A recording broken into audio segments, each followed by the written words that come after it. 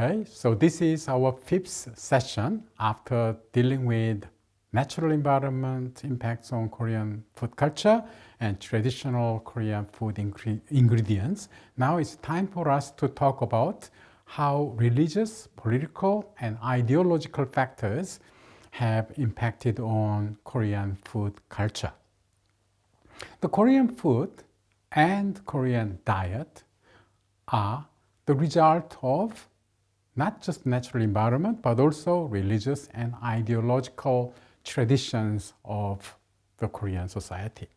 For example, the religions that have been dominated Koreans, from shamanism, Buddhism, and Confucianism and Christianity, they all have impacted on Korean culinary culture. And particularly Confucianism or Taoism, the idea of yin and yang, 5 elements, worldview. Now this also has been impacted on Korean culture. And later, when Joseon Dynasty imported Neo-Confucianism from China, and later also have a tremendous impact on Korean food culture, as we will see. And also, after 19th century, when Westerners brought Christianity to Korea, they also changed Korean food culture in early modern era. So we will talk about that in this session. First, probably one of the most important religion that impacted on Korean food culture was Buddhism. And like in Japan, Buddhism discouraged people from consuming meat. Okay? And if you knew, in Japan, where after Buddhism was imported through China and Korea, Japanese emperor prohibited people from eating meat. And so that was a major impact in Japanese culinary history. And the same thing happened in Korea as well. The only difference was by the mid-13th century, Korea was conquered by Mongols. And as you know, Mongols can't live without meat. So their culinary culture is very much around the meat. So Koreans were impacted and influenced by this Mongol influence. So meat eating revived after it had been discouraged by Buddhism. The meat eating was revived. You see this in contemporary Korean food. As a matter of fact, one of the most important Korean cuisine is, for many Westerners, is bulgogi. Bulgogi is grilled beef. Now, this is very much the result of this tradition. And during Joseon Dynasty, well, let me go back to Goryeo Dynasty, where Buddhism was still the dominant religion of the state. But then, in the middle of Goryeo Dynasty, because Korea was conquered by Mongols, the meat eating, which had been discouraged by Buddhism, revived. In Joseon Dynasty, now Buddhism was oppressed. And instead, the elite of Joseon Dynasty imported Neo-Confucianism as its dominant political and social ideology. And this has been changing Korean culinary culture again. By the way, why did Joseon Dynasty people, this elite of the people who established the new dynasty, imported Neo-Confucianism from China, is also a very interesting fact. Because in Chinese history, one of the most prosperous Chinese dynasty was actually Sung Dynasty that lasted in 10th, 11th, and 12th century until it was conquered by Mongols, and even under Mongol rule as a Yuan dynasty, Chinese economy really prospered. But it began with the Sung dynasty. And Sung dynasty, Chinese people migrate to the south, the valley of Yangtze River Valley today, including Shanghai and further south, Hangzhou and further south.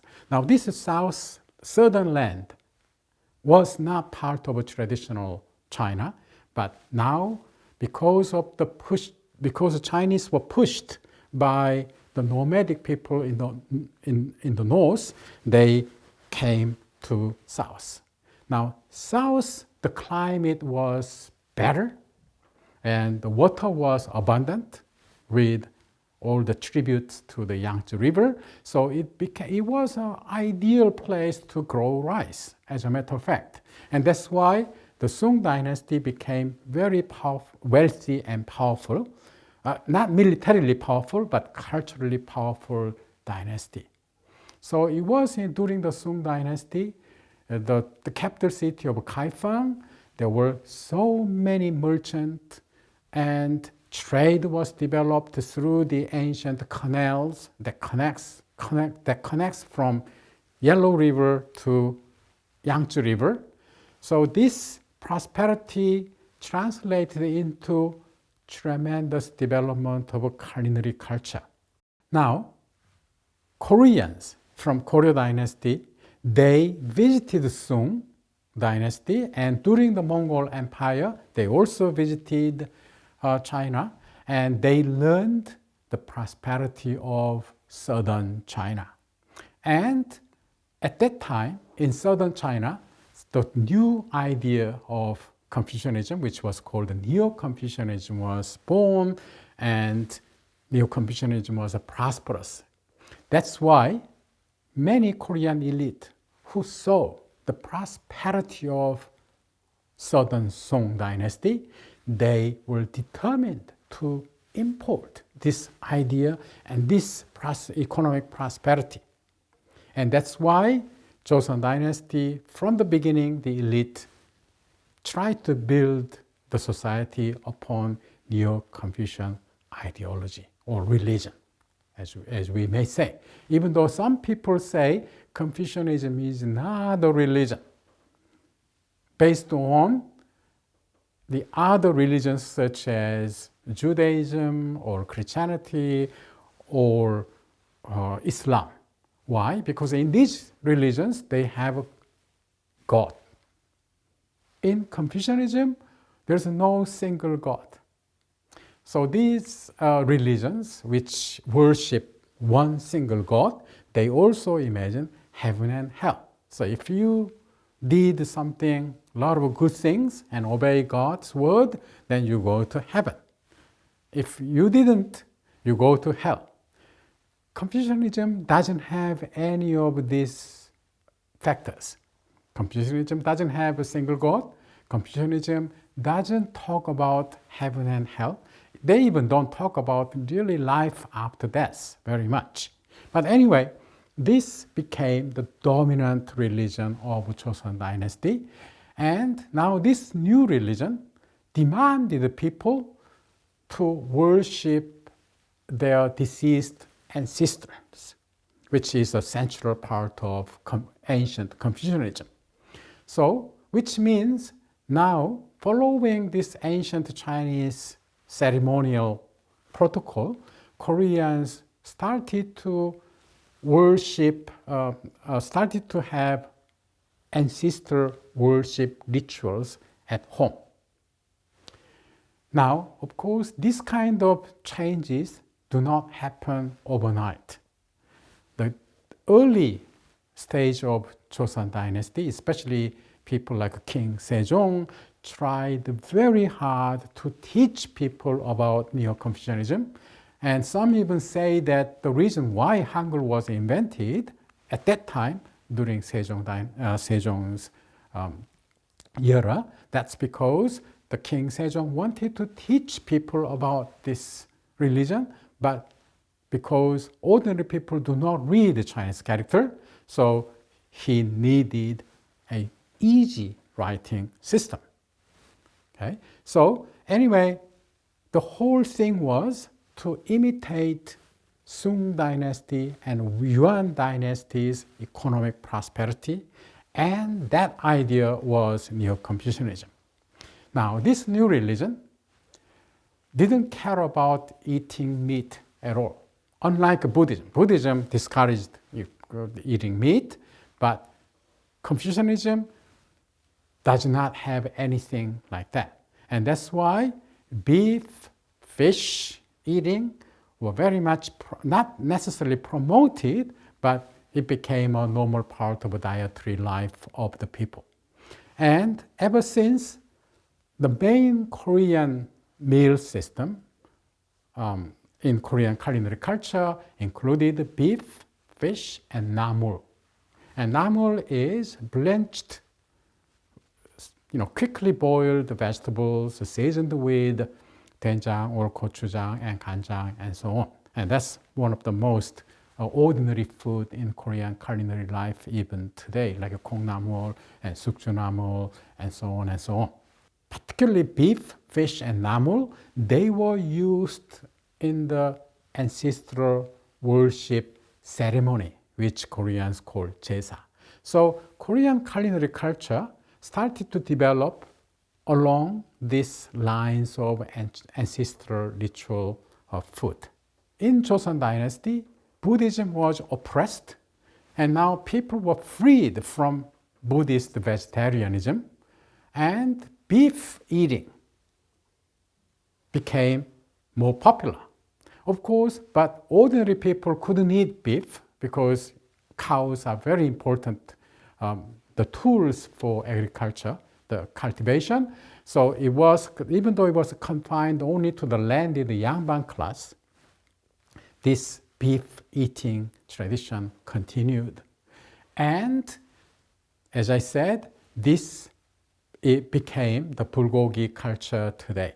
Because the way how they prepared the beef was very much grilling, outdoor grilling, and which is bulgogi. And it was this time also Koreans started to use spoon more. Okay? And that's because one interpretation that Korean scholars had about ancient Confucianism, because ancient script of Confucianism mentioned about spoon. So Koreans thought that spoon is a very important tool for eating. And also, Koreans had traditionally very strong soup culture and jjigae culture, as we know. And now this hot soup and jjigae, you can't eat without spoon. So Koreans, as we will talk soon, spoon became very important utensils in Korean culinary culture, unlike Japan or China. And also, another characteristics of this political and religious influence is Korean table manner. And Korean table manner shows very strong communal character. Like Chinese, particularly, that people share side dishes. People do not use their own small plates to bring the food from the main dish to their small dish, but they simply share. Even they share same cook and same jjigae. So at the center of the dining table, you will have a big jjigae thing, and a lot of people would use their spoon directly enjoy the jjigae, which is rather unique and which doesn't exist in Japanese culture very much. And also, the Koreans show hierarchical nature at table manner, that young people would start eating only after elders started to eat. So now this is influence of Confucianism.